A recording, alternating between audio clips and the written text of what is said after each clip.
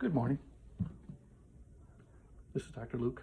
It is September 3rd, 20, and I'm just going to tell you a little something that happened this morning. I woke up before my alarm, got out of bed, very unusual for me. I thought something about that unusual dream I had just had must be pertinent. Maybe I should get up and see if God has given me a word. I threw my robe on, went out to the porch swing to wait on a message. The dream was powerful, and that I was leaving an establishment when I recognized a doctor friend of mine and his family coming in. The doctor looked older and visibly shaken by some recent life trauma. I just walked by before clicking in that this was him. So I turned around and said his name. He respectfully and politely acknowledged me along with his family. I knew this must not be a good time, but felt compelled to offer prayer to him.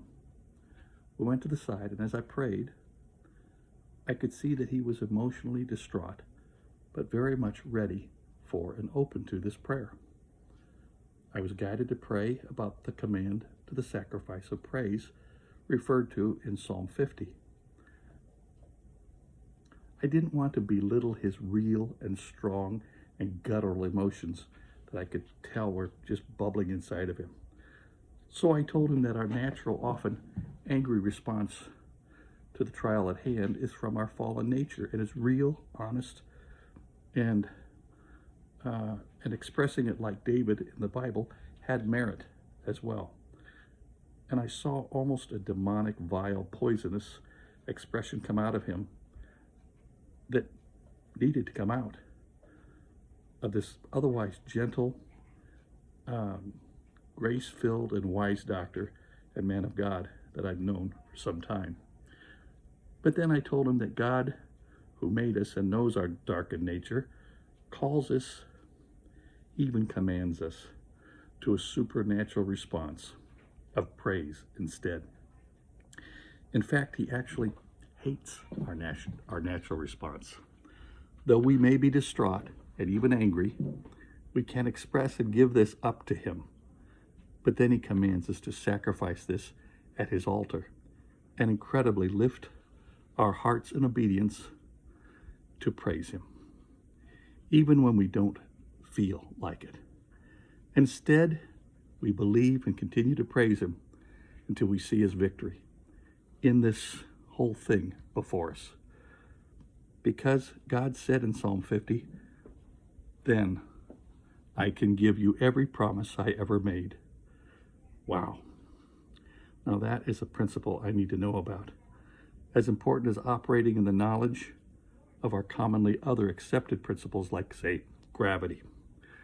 Just as important for my daily living. So I keep praising him, even if I feel like I'm walking through the shadow of death. Even so, I will fear no evil.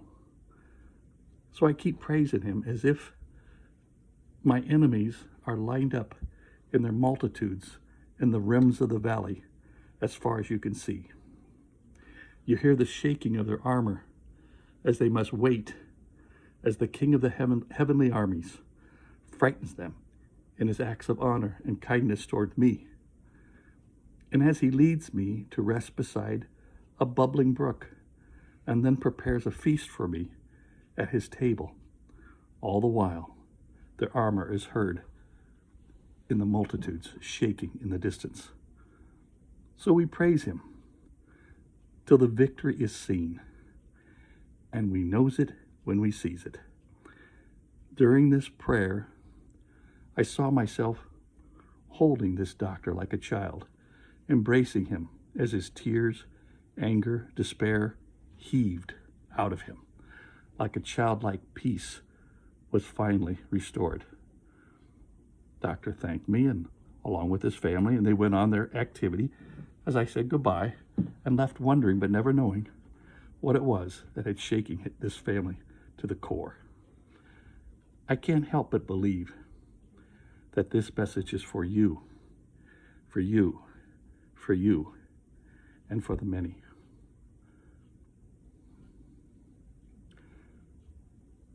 This is just as important for you to operate in, as I said, as any other principle like gravity. Let's just play this little game. Repeat after me. I used to be a worrier. Now, I'm a warrior. See my finger? I'm a warrior. You start worshiping in your trials after being honest with your emotions and giving them to the Lord. You will begin to say, as the famous song from Elton John in the day goes, it's no sacrifice, no sacrifice, no sacrifice at all. It will become the joy of thanksgiving that reigns in your heart. That's my message. God bless you. Dr. Luke.